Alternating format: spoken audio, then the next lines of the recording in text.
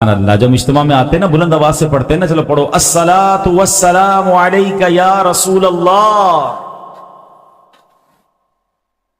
وعلی آلک واصحابک یا حبیب اللہ،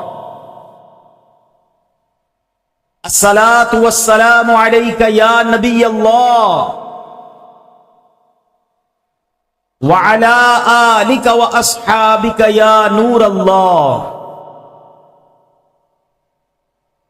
دیکھیں دعوت اسلامی والوں کا کون سا اجتماع ہے، کون سی محفل ہے، کون سا درس ہے جو بلند آواز سے درود پاک نہیں پڑھایا جاتا۔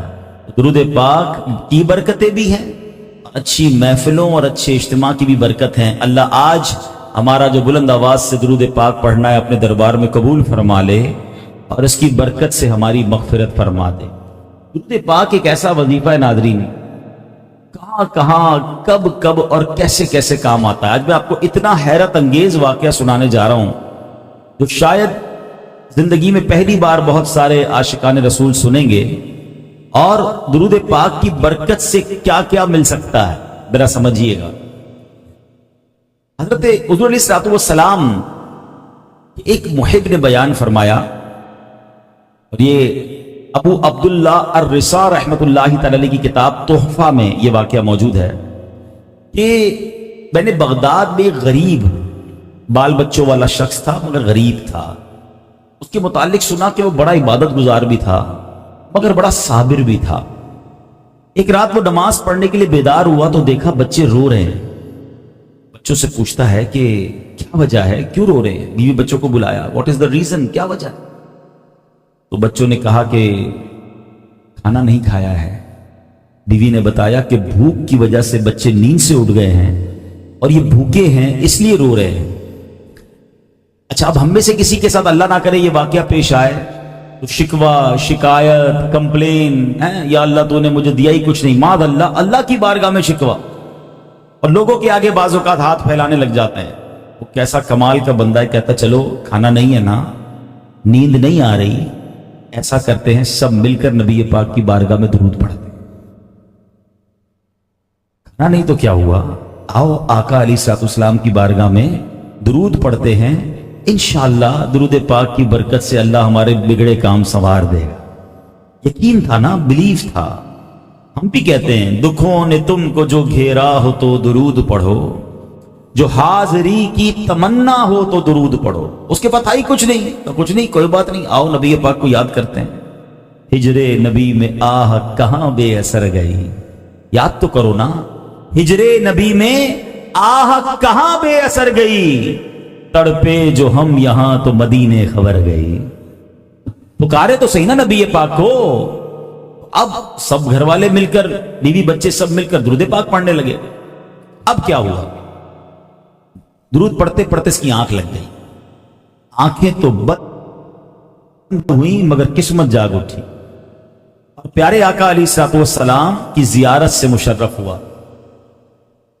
آقا دیدار میں ایک خواب میں تشریف لائے اور فرماتے ہیں کل صبح سویرے مجوسی کہتے ہیں آگ کی پوجا کرنے والے، فلاں مجوسی کے گھر جانا، اس کو میرا سلام کہنا اور کہنا کہ تیری دعا قبول ہو گئی ہے، مانگی گئی وہ قبول ہو گئی ہے، اور اس سے کہنا کہ محمد صلی اللہ تعالی علیہ وسلم کا تیرے نام پر یہ فرمان ہے کہ تجھے اللہ نے دیا ہے نا، اس میں سے میری مدد کر۔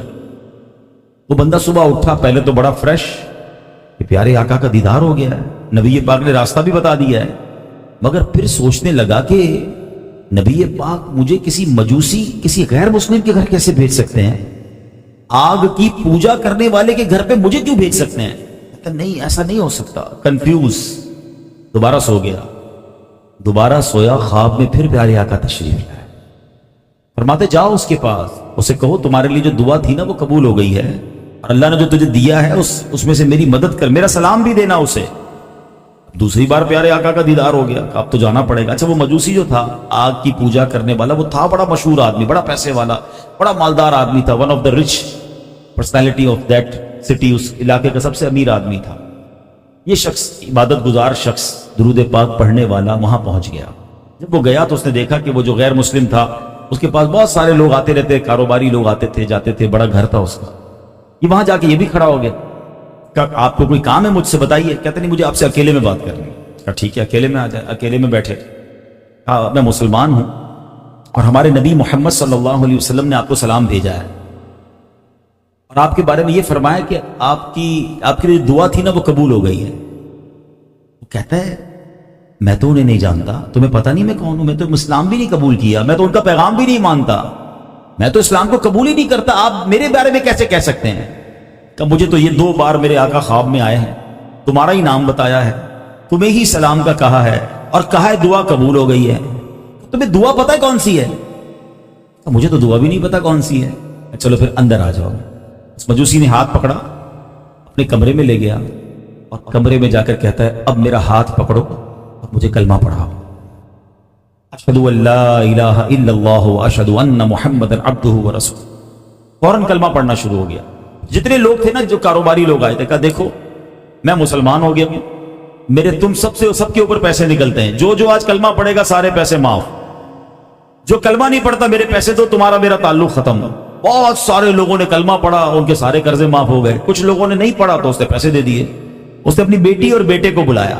اچھا مجوسی مذہب میں بیٹے یعنی بھائی بہن کی شادی ہو سکتی ہے معاذ اللہ. اس کے گھر میں کچھ دنوں پہلے ہی بیٹی اور بیٹے کی شادی ہوئی تھی. اس نے دونوں کو بلایا, کہا دیکھو میں کلمہ پڑھ چکا ہوں, مسلمان ہو چکا ہوں, تمہیں مسلمان ہونا ہے تو ٹھیک ہے ورنہ تمہارا میرا بھی رشتہ ختم. باپ بیٹے اور بیٹا کہتے ہیں ابا جان ہم آپ سے محبت کرتے ہیں, آپ نے کلمہ پڑھا ہم بھی کلمہ پڑھتے, وہ بھی کلمہ پڑھ کر مسلمان ہو گئے. فوراً دونوں کے درمیان جدائی کر دی, کیونکہ اسلام میں تو بھائی بہنوں کے ساتھ شادی نہیں ہو سکتی. اب یہ سارا معاملہ ہو گیا. وہ بندہ کہتا ہے رکو تو صحیح, سارے کلمہ پڑھی جا رہے ہو, میرے کو تو بتاؤ معاملہ کیا ہے. نہ کوئی مجھے دعا کا بتا رہے ہو, نہ مجھے کوئی پیغام کا سمجھا رہے ہو, مجھے تو نبی پاک نے بھیجا, ابھی میری بات پوری ہوئی نہیں, آپ ساری کلمہ پڑھنا شروع ہو گئے. کہتا اب بتاتا ہوں دعا کیا تھی. وہ مجوسی کہتا ہے اب میں تمہیں راز بتاتا ہوں. یہ دونوں بھائی بہن کی شادی کچھ دنوں پہلے ہی میرے گھر میں ہوئی. پورے شہر کو میں نے دعوت دی, بہت بڑا کھانا کیا. جب کھانے سے فارغ ہوئے, سارے مہمان چلے گئے, تو میں جب تھک ہار کے گھر پہ سویا تو میرے برابر میں کچھ مسلمان پڑوسی رہتے ہیں. مجھے ان کے گھر سے آواز آئی, ان کی بچیوں کی, اور بچیاں اپنی ماں کو کہتی کہ ماں, امی جان, ہم امام حسن کی اولاد سے ہیں, ہم آل رسول ہیں, ہم کئی دن سے بھوکے ہیں, ہمارے پڑوسی نے ہمارے ساتھ بڑی زیادتی کی, سارے شہر کو کھانے پہ بلایا, اچھے کھانے کھلائے, ہم پڑوسیوں کو یاد بھی نہ رکھا. اب جب کہتا ہے میں نے یہ سنا نا, میں بے قرار ہو گیا. اپنے ملازمین کو بلایا, پوچھا بتاؤ برابر گھر میں کتنے لوگ رہتے ہیں؟ کہا ایک ماں ہے 3 بیٹیاں ہیں. کہتے میں نے اچھا کھانا پیک کروایا, 4 جوڑے بھی نکالے, اور بھی ساز و سامان لیا, اپنے ملازمین کو کہا جاؤ جا کر دیکھا. جیسے ہی کھانا پہنچا تو پھر میں کان لگا کر سننے لگا. بچیاں کہتی ہیں, اماں کہتی ہے کہ بیٹا دیکھو پڑوسی نے کھانا بھیج دیا ہے, کھانا کھا لو. تو بچیاں کہتی ماں جی ہم کیسے کھا لیں, وہ تو مسلمان ہی نہیں ہے. ساتھ بھلا کیا ہے, اسے نبی پاک کی بروز قیامت شفاعت نصیب فرما.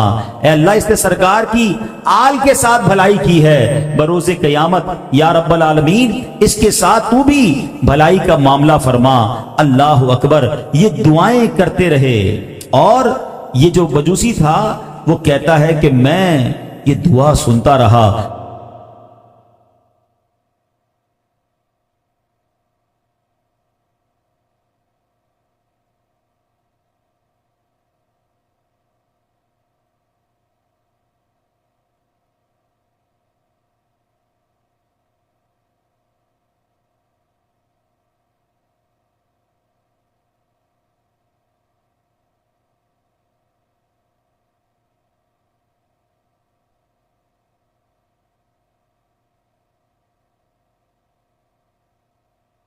ماں دعا پر آمین کہتی رہی, بچیاں دعائیں کرتی رہی. میں سوچنے لگا کہ یہ دعا میرے حق میں کیسے قبول ہوگی. اللہ اکبر. آج تم اپنے نبی کا پیغام لے کر آئے, انہوں نے مجھے سلام بھیجا, میں نے ان کی آل کی خدمت کی, انہوں نے فرمایا دعا قبول ہو گئی. میں سمجھ گیا میرا وقت آ گیا ہے, اس لیے میں نے آج ایمان قبول کیا. میرے بچوں نے بھی ایمان قبول کیا. کہتے میں نے بچوں کے نام پر آدھی جائیداد کر دی تھی, آدھی اپنے پاس رکھی تھی, آج میں تم کو اپنی آدھی جائیداد سونپتا ہوں, جاؤ یہ سب اللہ کے لیے تمہارے حوالے ہے.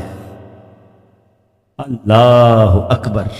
اب یہ ایک واقعہ ہے, سعادت الدارین نامی کتاب میں یہ واقعہ موجود ہے. اس ایک واقعے میں اتنی باتیں ہیں کہ اگر آدمی کچھ اور بیان نہ بھی کروں نا، ایک واقعہ ہی کافی ہے۔